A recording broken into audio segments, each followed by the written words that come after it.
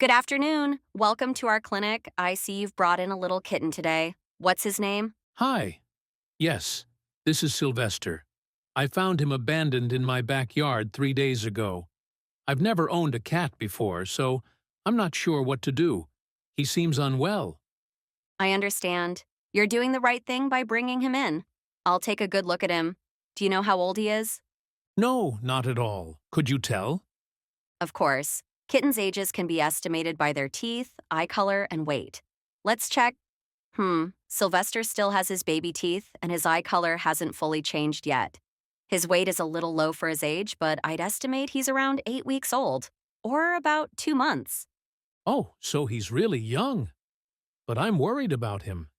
He sneezes a lot, has a runny nose, and sleeps almost all the time.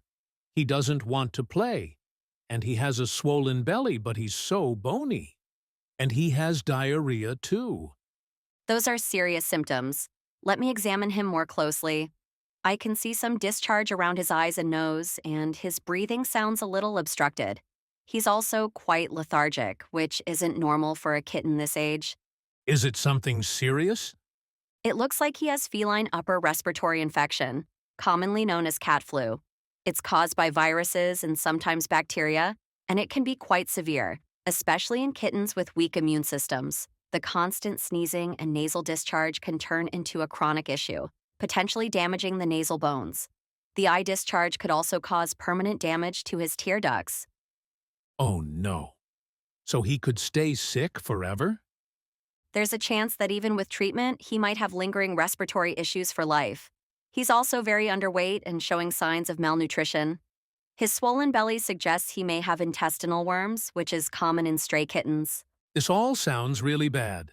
What can we do? Treatment involves several steps. First, we'd start antibiotics for any secondary bacterial infections. He'll also need eye drops, steam therapy to clear his nasal passages, and a lot of supportive care, keeping him warm, feeding him frequently with high-quality food, and ensuring he stays hydrated. That sounds expensive. How much would all of this cost? Treating cat flu can be costly because it often requires multiple vet visits, medication, and close monitoring. On top of that, he'll need vaccinations and deworming, and later on, desexing.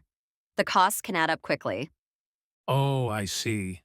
Honestly, I can only afford the basic vaccinations and desexing.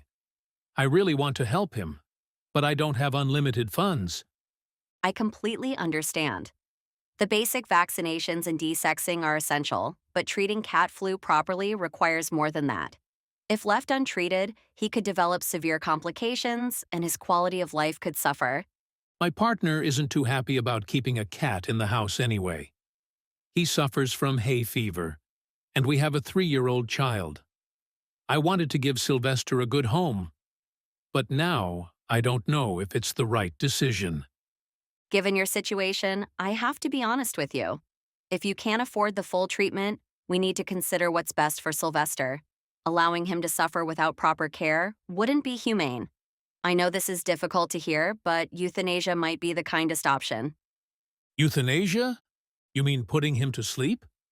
Yes, I know it's heartbreaking, but if he can't receive the care he needs, he could continue to deteriorate and suffer. I really didn't expect this. I wanted to save him. I know. You've already done something kind by rescuing him and bringing him here. Sometimes the hardest decisions are the most compassionate. I just need a minute to think.